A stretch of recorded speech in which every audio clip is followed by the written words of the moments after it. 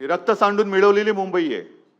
आणि त्यावेळेला जो काय सगळा रणसंग्राम उसळलेला होता त्याच्यात माझे आजोबा सुद्धा होते. पहिल्या पाचामध्ये सेनापती सारखे पुढे होते. खिडकीतनं, घराच्या खिडकीतनं बघत नव्हते ते काय चालले म्हणून.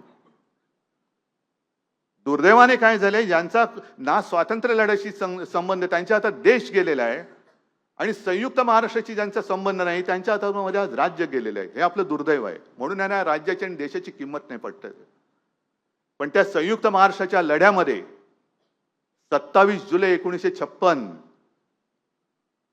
दिल्लीमध्ये संसदेसमोर निदर्शनं करण्यात आली होती. आपली मराठी माणूस हजारो लाखोच्या संख्येने तिकडे गेला होता. आणि तेव्हा त्या निदर्शनं करणाऱ्यांच्या आघाडीवरती होता एक तरुण, ज्याला मी आजोबांना भेटायला येताना घरी बघितलेलं आहे, शाहीर अमर शेख. शाहीर अमर शेख. मी त्यांना आजोबांना भेटायला खूप लोक यायचे.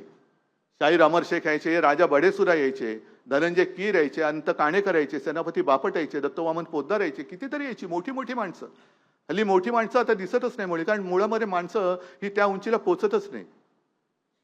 पण शाहीर अमर शेख यांनी दिल्ली दणाणून सोडली होती आणि त्यांचं ते गाणं होतं, ते गायचं की जागा मराठा आम जमाना बदलेगा. मराठा म्हणजे मराठी माणूस आता जागा झालेला आहे, आता जमाना बदलेला आणि तो बदलून दाखवला होता. आणि त्या गाण्यातली एक आणखीन एक ओळ होती ज्याच्यामुळे दिल्लीवाले सुद्धा असे रोमांचित झाले होते. दो कौडी के मोल मराठा बिकने को तैयार नहीं.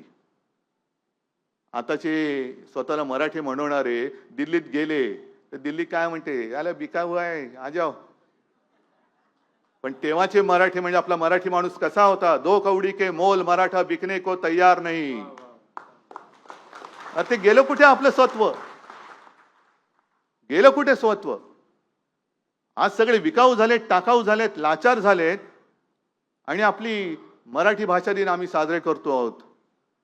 साध्या साध्या गोष्टी आज मी पेपरमध्ये वाचलं की जे एक मराठी भाषा भवन ज्याचं भूमिपूजन मी केलं होतं, आजपर्यंत जर का आपली सत्ता असती, आपलं सरकार असतं तर कदाचित आजचा हा सोहळा आपण त्या भवनात सादर केला असता, मराठी भवनामध्ये.